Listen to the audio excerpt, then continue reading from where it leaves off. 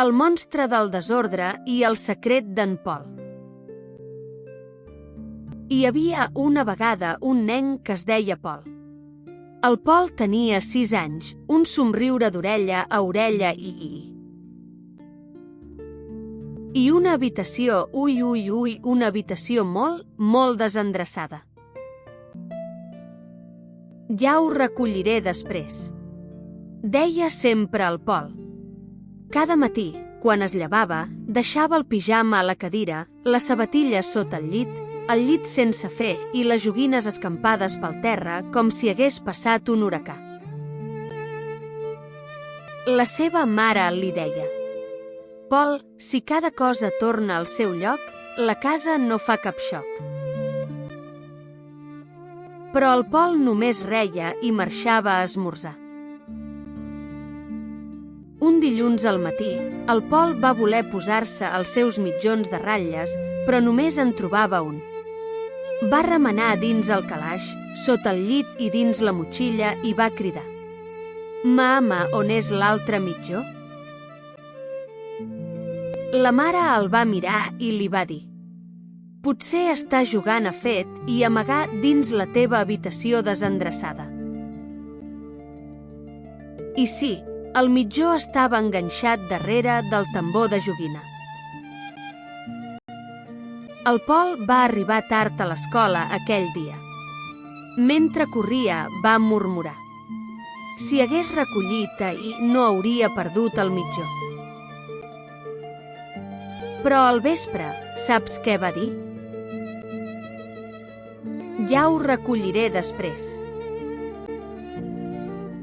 Dimarts, el Pol havia de portar un llibre per fer lectura a classe. El seu preferit, el drac que no feia por. El va buscar a la prestatgeria. No hi era. A sota del llit. No hi era. Dins del calaix de les samarretes. No hi era. «Mama, el meu llibre ha desaparegut». La mare va sospirar i va dir la seva cantarella: «Pol, si cada cosa torna al seu lloc, la casa no fa cap xoc». Finalment, el llibre va aparèixer dins la caixa dels cotxes. El Pol va riure, però també va pensar: «Quina mandra recollir, però quina pèrdua de temps». Aquella nit, abans de dormir, va mirar la seva habitació i va dir: «Demà sí que recolliré». Però després va badallar i es va adormir. Aquell dimecres, quan el Pol es va despertar, va sentir un soroll estrany: xof, xaf, xuf. Es va incorporar i va veure una cosa increïble. Una muntanya de roba, joguines i papers al mig de l'habitació es movia. De sobte, la muntanya va obrir uns ulls i una boca, que feia por. «Bon dia, Pol, sóc el monstre del desordre». El Pol va fer un salt enrere. «Què vols de mi?» «Només vull quedar-me aquí, al teu costat. M'agrada molt el teu desordre.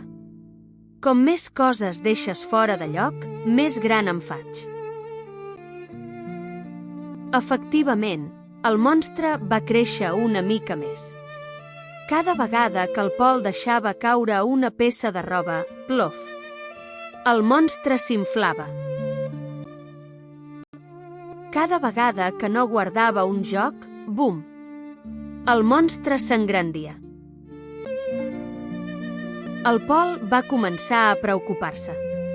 Si el monstre seguia creixent, no hi cabria ni ell. L'endemà, el Pol es va despertar amb el monstre que li feia ombra. Ja era tan gran que li tapava la finestra. «Bon dia, Pol. Tens pensat deixar més joguines fora de lloc avui?» va dir el monstre amb veu divertida. El Pol va gratar-se el cap. Crec que no, senyor monstre, perquè si segueixes creixent no tindré ni lloc per jugar. El monstre va riure. Bé, si vols que em faci petit, ja saps què has de fer. El Pol ho va entendre. Va agafar una joguina i la va guardar. Xof! El monstre va fer-se una mica més petit. Va doblegar el pijama. Va fer el llit. Va endreçar els llibres. Va posar ordre a tot el calçat que tenia tirat sota el llit.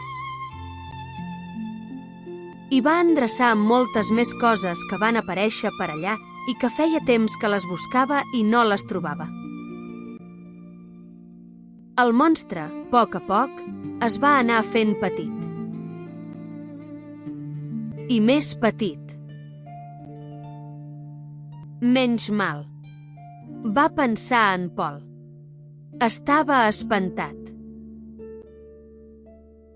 Però molt i molt espantat. El Pol el va agafar i va dir: «Adéu, monstre del desordre, ara tinc l'habitació endreçada». El monstre va xiu-xiuejar. «Si algun dia deixes de recollir, tornaré». El Pol va riure. «No et preocupis. Ara tinc l'hàbit de l'ordre». L'endemà, el Pol es va llevar content. Avui és un bon dia per tornar a començar a fer les coses bé. Es va fer el llit. Però no us penseu que de qualsevol manera no va deixar ni una sola arruga als llençols.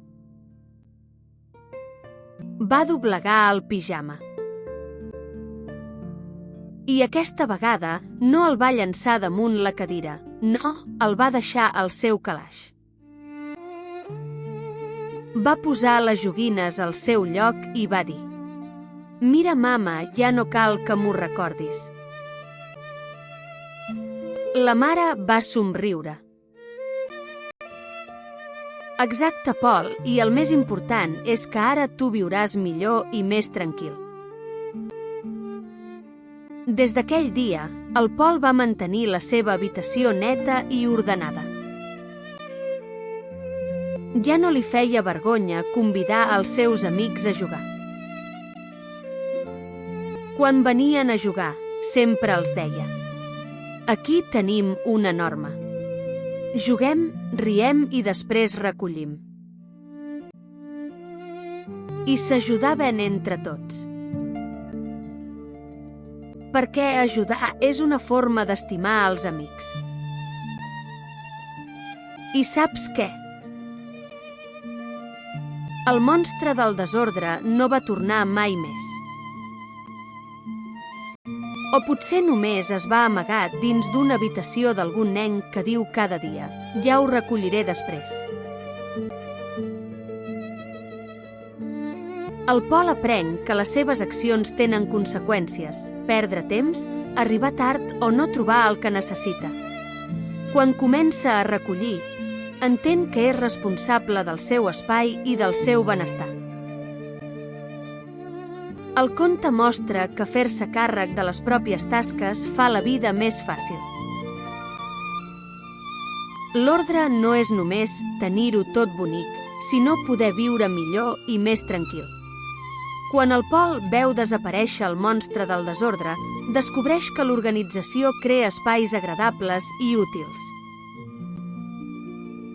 A poc, convertir l'ordre en un hàbit li dona autonomia i seguretat. Si t'ha agradat aquest conte, passa pel meu canal de YouTube per descobrir-ne molts més.